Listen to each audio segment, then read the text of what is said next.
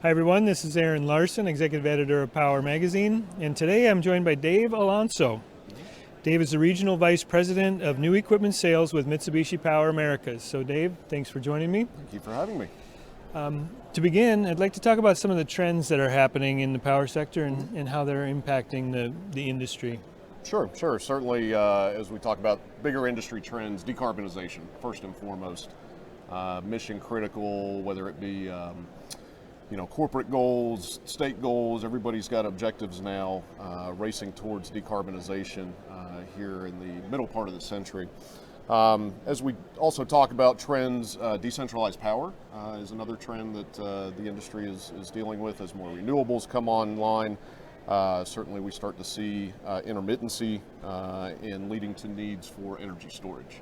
So we talk about short duration, long duration energy storage. All of these are kind of driving what the grid of the future is going to look like. So, as we look at putting new assets on the grid, flexibility, resiliency, reliability, still very key factors overall in the industry. Yeah, I've heard a lot about people talking, about the long-term and short-term storage and different things that are going on. How has the pandemic affected the generation industry, and what have you seen with COVID-19 and companies dealing with that?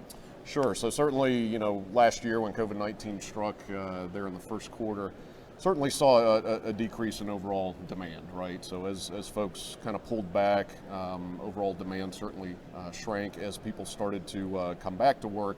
Then you're faced with, how do you integrate the workforce back in? So certainly our industry and obviously all the industries that we supply electricity to had, similar issues to deal with during COVID-19. In terms of investments, a lot of folks kind of pausing, trying to figure out, what their business models were going to look like in this new environment.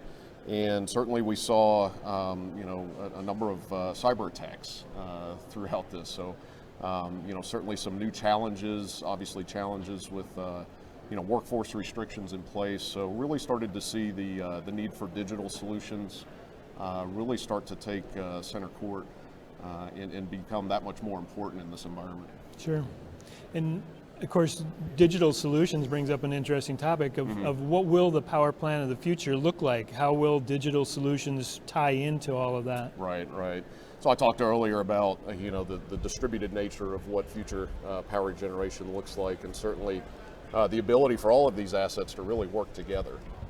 So the digital controls, the ability to navigate, as I mentioned, the intermittency nature of some resources, the ability to provide firming of other resources, and how that all works together are just going to make digital that much more important. I think fuel diversity is also another topic that we're looking at. We talk a lot about hydrogen. Obviously, that helps us get in our pathway to decarbonization, but that doesn't all happen in one day. So certainly there's an easing in process, phasing in process, a roadmap between now and these decarbonization goals here in the mid-century. Yeah, we've seen a big change in the mix, particularly in the U.S., but around the world, where a lot more renewables are coming online, Sure. Coal plants have been closing. How do you see natural gas fitting in, and what's the future for natural gas in power generation? Sure, so natural gas will continue to play an important role, especially here in the near term. Just replacing a coal-fired power generation asset with a state-of-the-art combined cycle, you reduce your carbon footprint on that site by 60%. So, we can't lose sight of, the role that natural gas will play in again, that roadmap, that pathway to eventual decarbonization. As we look at that roadmap, obviously then you can kind of phase in hydrogen, which is a carbon-free fuel, and really make sure that asset has a long life, right? We want to make sure that people understand as you build new gas-fired generation assets, the flexibility of those gas turbines to burn multiple fuels will be critical in continuing to provide that firm generation for the grid. And again, we talked a little bit about blue hydrogen. You heard Paul talk about that yesterday. That's utilizing natural gas with carbon capture to create hydrogen, and we certainly see in certain geographies and geologies where blue hydrogen will play an important role as well. Sure. And of course, we have our Hydrogen Next event going on in conjunction with Experience Power and the Distributed Energy Conference. So green hydrogen is what everybody is talking about and everybody's aiming for.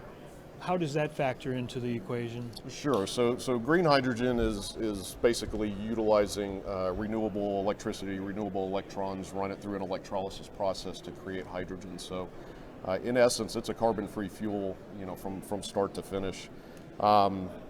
Produced by electrolysis. So you're basically taking water, producing hydrogen from that.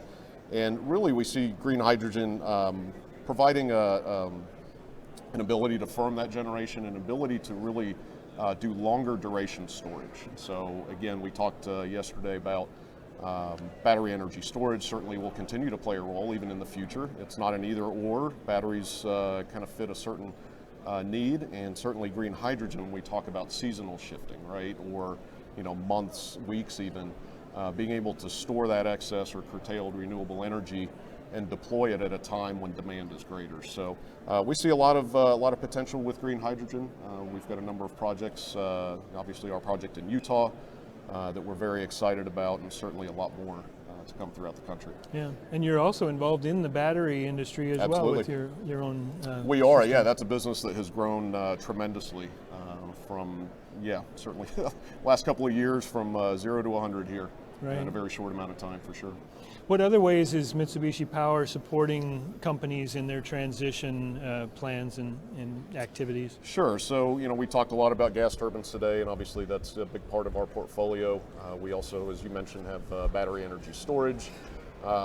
We have a group called Oregon that does solar development.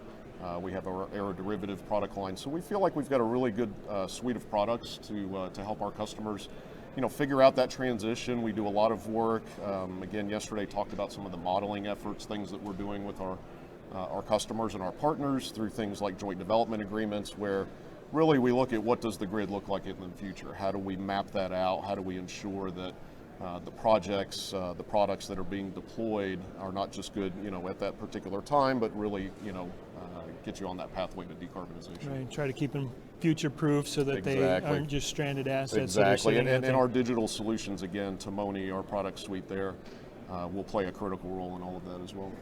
So can you talk a little bit about the M501 JAC and how that factors into some of these projects? Sure, we're very excited about that. That's our largest gas turbine in our fleet, the JAC, with combined cycle efficiency exceeding 64%. We have our T.2 facility in Takasago, Japan, which is very unique. It's an actual operating power plant.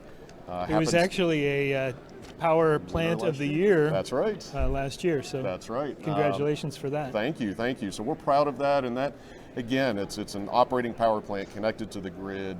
Seeing real live operation, and we have a tremendous opportunity to continue to enhance that product, to continue to deploy things like our Timoni product suite to drive towards that automated plant of the future.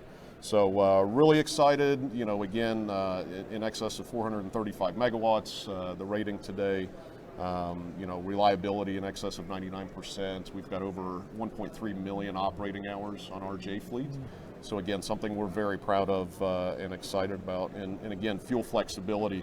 You buy a JAC gas turbine today, it's capable of a 30% blend on hydrogen with a near-term roadmap to get us to 100% here in the coming years. So, so again, all the things I've talked about throughout, that JAC is really the core product for us going forward.